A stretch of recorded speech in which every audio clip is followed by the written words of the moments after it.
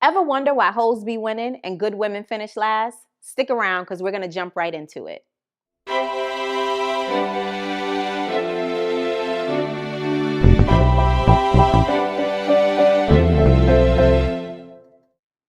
Hey Queens, welcome to Sacred Queen TV with me, your host and sacred sister, Phyla Antwine.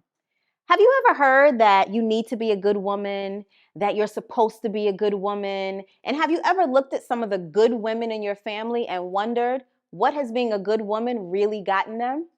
This is a conversation that you want to stick around for. Grab your pen and paper, get your favorite blanket, bonnet, or beverage, and lean in because we're going to talk about it now. Being a good woman is something that's taught to you as a way for you to be the epitome of what others want you to be, right? Good women sacrifice themselves for others. Good women are quiet, they don't start trouble.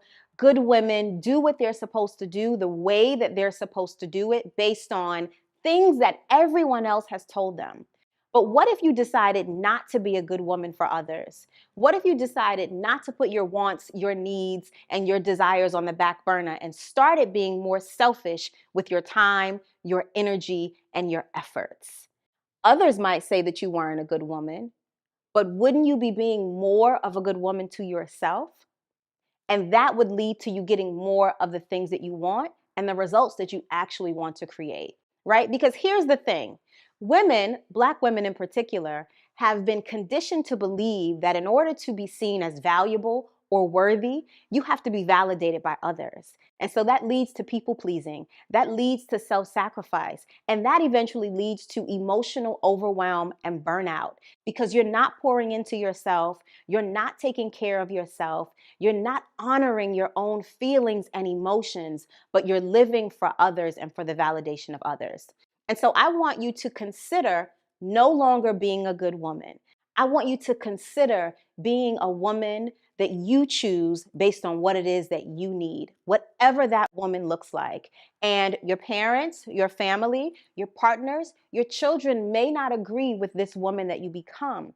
But I can guarantee that if it's coming from a place of personal desire, that you will eventually get to a point where you won't care what everyone else thinks because you'll be living for yourself.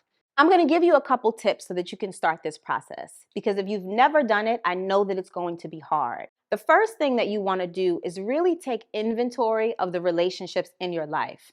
Look at the behavior of those that you're partnered with. Look at your own behavior in those relationships as well. Do you feel love? Do you feel joy? Do you feel free?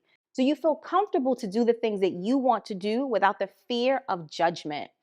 Make a list of all of the most important relationships and people in your life and ask yourself, do I feel safe and secure in this relationship? The second step is to look at that list.